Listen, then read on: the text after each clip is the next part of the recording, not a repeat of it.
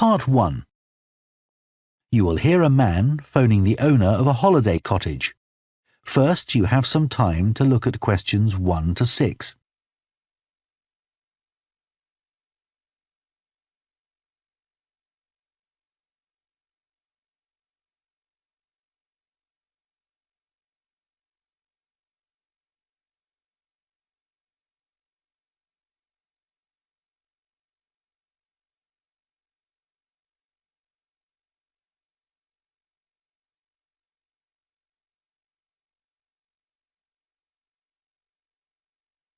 Now listen carefully and answer questions 1 to 6. Hello? Oh, hello. I was hoping to speak to Jack Fitzgerald about renting a cottage. I'm his wife Shirley and we own the cottages together, so I'm sure I can help you. Great. My name's Tom. Some friends of ours rented Granary Cottage from you last year and they thought it was great. So my wife and I are hoping to come in May for a week. What date did you have in mind? The week beginning the 14th, if possible. I'll just check. I'm sorry, Tom, it's already booked that week. It's free the week beginning the 28th, though, for 7 nights. In fact, that's the only time you could have it in May. Oh, well, we could manage that, I think. We'd just need to change a couple of things. How much would it cost? That's the beginning of high season, so it'd be £550 for the week. Ah, that's a bit more than we wanted to pay, I'm afraid. We've budgeted up to £500 for accommodation. Well, we've just finished converting another building into a cottage, which we're calling Cherville Cottage. Sorry, what was that again? Cherville. C-H-E-R-V for Victor, I-L. Oh, that's a herb, isn't it? That's right. It grows fairly wild around here. You could have that for the week you want for £480. OK, so could you tell me something about it, please? Of course. The building was built as a garage. It's a little smaller than Granary Cottage. So that must sleep 2 people as well. That's right. There's a double bedroom. Does it have a garden? Yes, you get to it from the living room through French doors, and we provide 2 deck chairs. We hope to build a patio in the near future, but I wouldn't like to guarantee it'll be finished by May. OK. The front door opens onto the old farmyard, and parking isn't a problem. There's plenty of room at the front for that. There are some trees and potted plants there. Before you hear the rest of the conversation, you have some time to look at questions 7 to 10.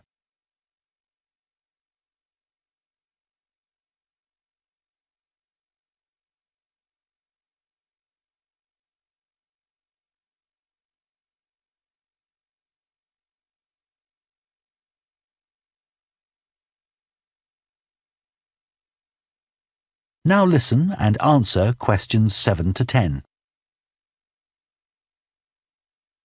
What about facilities in the cottage? It has standard things like a cooker and fridge, I presume. In the kitchen area, there's a fridge freezer, and we've just put in an electric cooker. Is there a washing machine? Yes, there's also a TV in the living room, which plays DVDs too. The bathroom is too small for a bath, so there's a shower instead. I think a lot of people prefer that nowadays anyway. It's more environmentally friendly, isn't it? Unless you spend half the day in it. Exactly. What about heating? It sometimes gets quite cool at that time of year.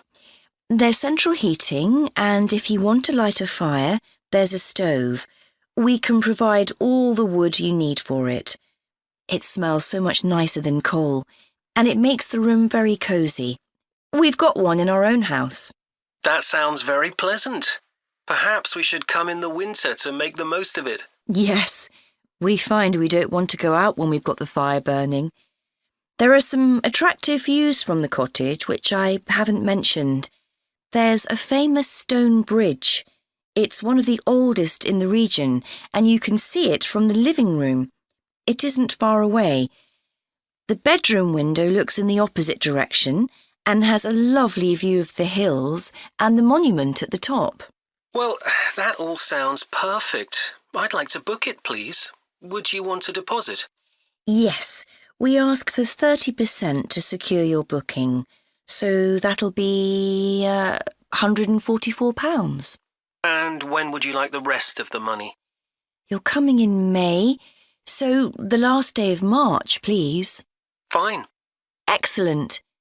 Could I just take your details so that I can... That is the end of part 1. You now have half a minute to check your answers to part 1.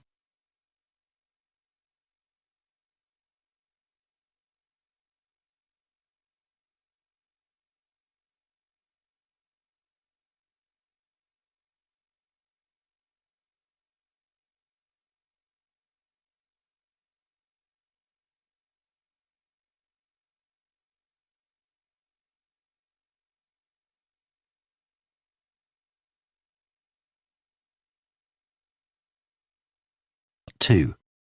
You will hear a town councillor reporting on the local transport network and a recreation facility.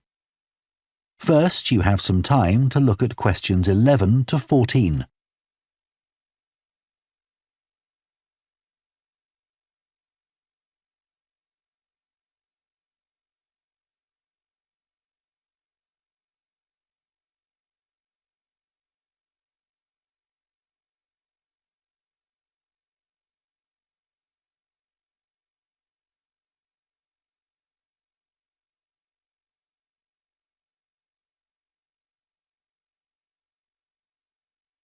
Now listen carefully and answer questions 11 to 14. Right, next on the agenda we have traffic and highways. Councillor Thornton. Thank you. Well, we now have the results of the survey carried out last month about traffic and road transport in the town. People were generally satisfied with the state of the roads. There were 1 or 2 complaints about potholes, which will be addressed, but a significant number of people complained about the increasing number of heavy vehicles using our local roads to avoid traffic elsewhere. We'd expected more complaints by commuters about the reduction in the train service, but it doesn't seem to have affected people too much. The cycle path that runs alongside the river is very well used by both cyclists and pedestrians since the surface was improved last year, but overtaking can be a problem, so we're going to add a bit on the side to make it wider.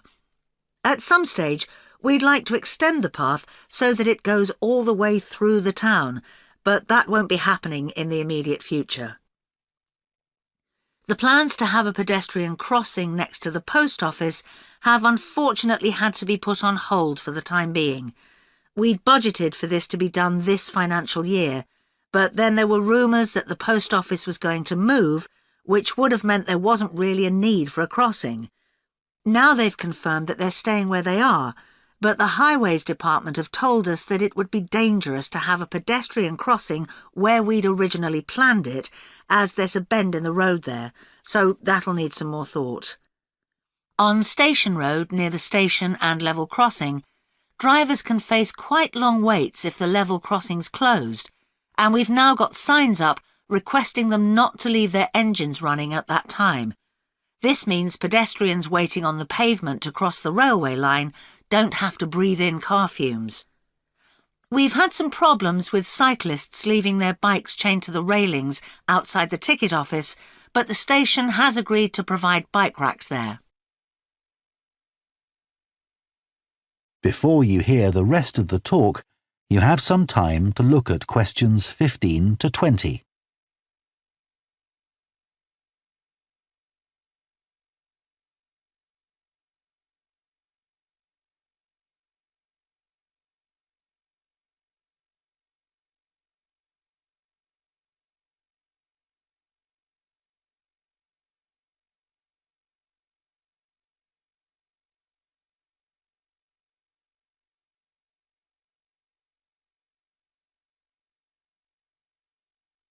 Now listen and answer questions 15 to 20.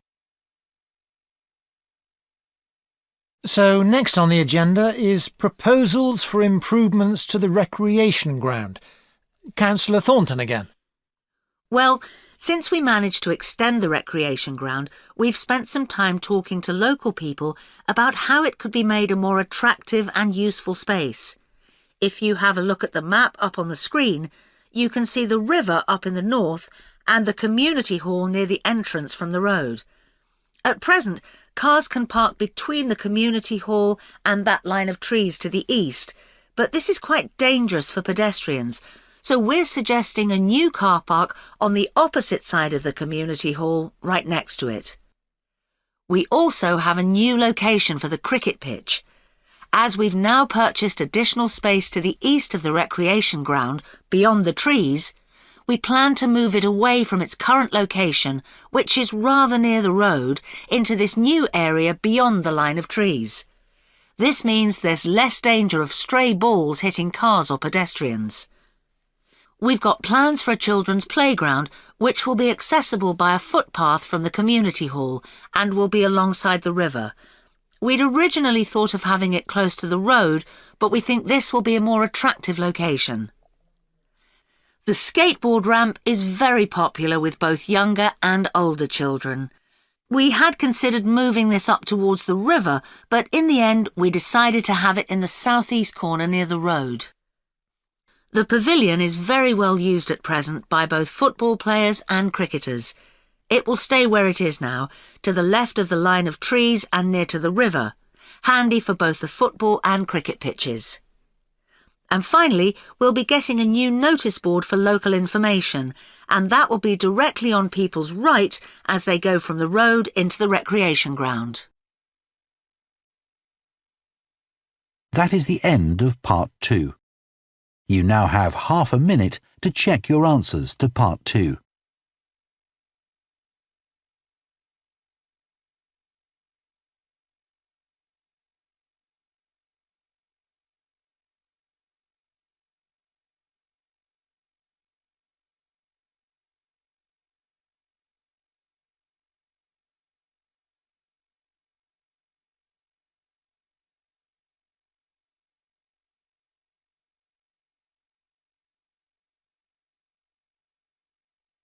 Three. You will hear two urban planning students discussing bike-sharing schemes in different cities. First, you have some time to look at questions 21 to 24.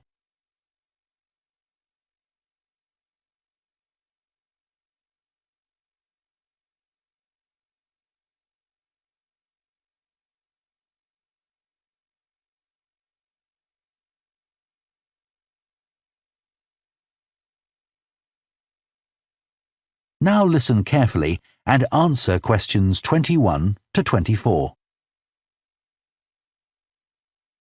Now that we've done all the research into bike-sharing schemes in cities around the world, we need to think about how we're going to organise our report. Right. I think we should start by talking about the benefits. I mean, it's great that so many cities have introduced these schemes where anyone can pick up a bike from dozens of different locations and hire it for a few hours. It makes riding a bike very convenient for people. Yes, but the costs can add up, and that puts people on low incomes off in some places. I suppose so. But if it means more people in general are cycling rather than driving, then because they're increasing the amount of physical activity they do, it's good for their health. OK, but isn't that of less importance? I mean, doesn't the impact of reduced emissions on air pollution have a more significant effect on people's health? Certainly in some cities, bike sharing has made a big contribution to that, and also helped to cut the number of cars on the road significantly. Which is the main point. Exactly. But I'd say it's had less of an impact on noise pollution because there are still loads of buses and lorries around. Right. Shall we quickly discuss the recommendations we're going to make? In order to ensure bike-sharing schemes are successful? Yes. OK. Well, while I think it's nice to have really state-of-the-art bikes with things like GPS, I wouldn't say they're absolutely necessary. But some technical things are really important, like a fully functional app, so people can make payments and book bikes easily. Places which haven't invested in that have really struggled. Good point. Some people say there shouldn't be competing companies offering separate bike-sharing schemes, but in some really big cities, competition's beneficial. And anyway, one company might not be able to manage the whole thing. Right. Deciding how much to invest is a big question. Cities which have opened loads of new bike lanes at the same time as introducing bike-sharing schemes have generally been more successful. But there are examples of successful schemes where this hasn't happened. What does matter, though, is having a big publicity campaign. Definitely. If people don't know how to use the scheme or don't understand its benefits, they won't use it. People need a lot of persuasion to stop using their cars. Before you hear the rest of the discussion, you have some time to look at questions 25 to 30.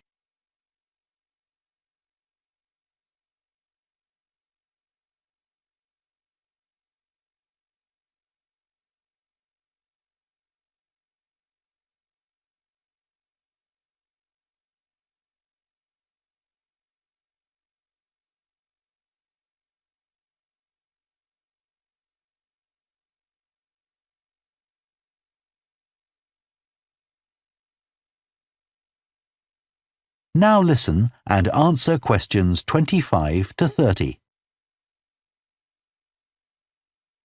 Shall we look at some examples now and say what we think is good or bad about them? I suppose we should start with Amsterdam, as this was one of the first cities to have a bike-sharing scheme. Yes, there was already a strong culture of cycling here. In a way, it's strange that there was such a demand for bike sharing, because you'd have thought most people would have used their own bikes. And yet it's one of the best used schemes. Dublin's an interesting example of a success story. It must be because the public transport system's quite limited. Not really. There's no underground, but there are trams and a good bus network. I'd say price has a lot to do with it. It's one of the cheapest schemes in Europe to join. But the buses are really slow. Anyway, the weather certainly can't be a factor. No, definitely not. The London scheme's been quite successful. Yes, it's been a really good thing for the city. The bikes are popular and the whole system is well maintained, but it isn't expanding quickly enough. Basically, not enough's been spent on increasing the number of cycle lanes. Hopefully that'll change. Yes. Now, what about outside Europe? Well, bike-sharing schemes have taken off in places like Buenos Aires. They built a huge network of cycle lanes to support the introduction of the scheme there, didn't they? It attracted huge numbers of cyclists where previously there were hardly any. An example of good planning. Absolutely. New York is a good example of how not to introduce a scheme. When they launched it, it was more than 10 times the price of most other schemes. More than it costs to take a taxi. Crazy. I think the organisers lacked vision and ambition there. I think so too. Sydney would be a good example to use. I would have expected it to have grown pretty quickly here. Yes. I can't quite work out why it hasn't been an instant success like some of the others. It's a shame, really. I know. OK, so now we've thought about all those... That is the end of part 3. You now have half a minute to check your answers to part 3.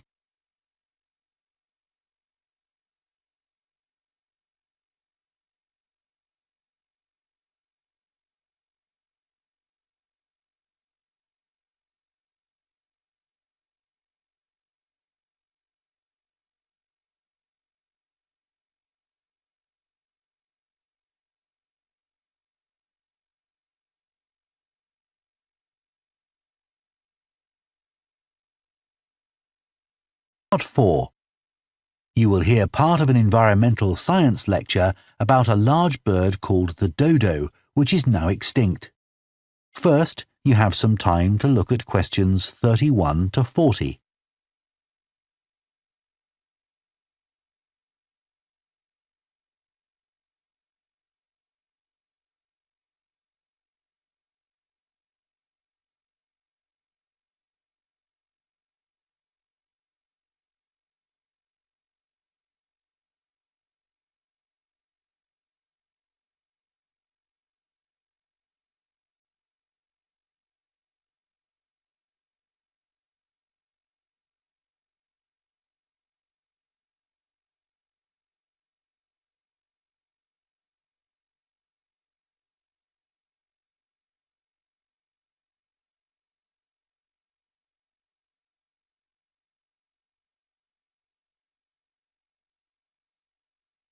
Now listen carefully and answer questions 31 to 40. One of the most famous cases of extinction is that of a bird known as the dodo. In fact, there's even a saying in English, as dead as the dodo, used to refer to something which no longer exists. But for many centuries, the dodo was alive and well, although it could only be found in one place, the island of Mauritius in the Indian Ocean. It was a very large bird, about 1 metre tall, and over the centuries it had lost the ability to fly, but it survived happily under the trees that covered the island. Then, in the year 1507, the first Portuguese ships stopped at the island. The sailors were carrying spices back to Europe and found the island a convenient stopping place where they could stock up with food and water for the rest of the voyage, but they didn't settle on Mauritius. However, in 1638, the Dutch arrived and set up a colony there. These first human inhabitants of the island found the dodo birds a convenient source of meat, although not everyone liked the taste. It's hard to get an accurate description of what the dodo actually looked like. We do have some written records from sailors and a few pictures, but we don't know how reliable these are. The best-known picture is a Dutch painting in which the bird appears to be extremely fat, but this may not be accurate. An Indian painting done at the same time shows a much thinner bird. Although attempts were made to preserve the bodies of some of the birds, no complete specimen survives. In the early 17th century, 4 dried parts of a bird were known to exist. Of these, 3 have disappeared, so only one example of soft tissue from the dodo survives, a dodo head.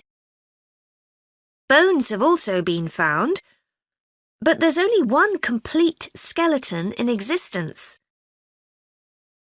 This single dodo skeleton has recently been the subject of scientific research, which suggests that many of the earlier beliefs about dodos may have been incorrect. For example, early accounts of the birds mention how slow and clumsy it was, but scientists now believe the bird's strong knee joints would have made it capable of movement which was not slow, but actually quite fast. In fact, one 17th century sailor wrote that he found the birds hard to catch. It's true that the dodo's small wings wouldn't have allowed it to leave the ground, but the scientists suggest that these were probably employed for balance while going over uneven ground. Another group of scientists carried out analysis of the dodo's skull. They found that the reports of the lack of intelligence of the dodo were not borne out by their research, which suggested the bird's brain was not small, but average in size. In fact, in relation to its body size, it was similar to that of the pigeon, which is known to be a highly intelligent bird. The researchers also found that the structure of the bird's skull suggested that one sense which was particularly well developed was that of smell. So the dodo may also have been particularly good at locating ripe fruit and other food in the island's thick vegetation.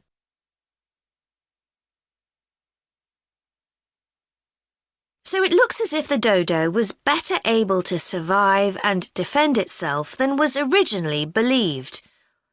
Yet, less than 200 years after Europeans first arrived on the island, they had become extinct. So what was the reason for this? For a long time it was believed that the dodos were hunted to extinction, but scientists now believe the situation was more complicated than this. Another factor may have been the new species brought to the island by the sailors. These included dogs, which would have been a threat to the dodos, and also monkeys, which ate the fruit that was the main part of the dodos' diet. These were brought to the island deliberately. But the ships also brought another type of creature, rats, which came to land from the ships and rapidly overran the island. These upset the ecology of the island, not just the dodos, but other species too. However, they were a particular danger to the dodos because they consumed their eggs. And since each dodo only laid one at a time, this probably had a devastating effect on populations. However, we now think that probably the main cause of the bird's extinction was not the introduction of non-native species, but the introduction of agriculture. This meant that the forest that had once covered all the island and that had provided a perfect home for the dodo was cut down so that crops such as sugar could be grown. So, although the dodo had survived for thousands of years, suddenly it was gone. That is the end of Part 4. You now have 1 minute to check your answers to Part 4.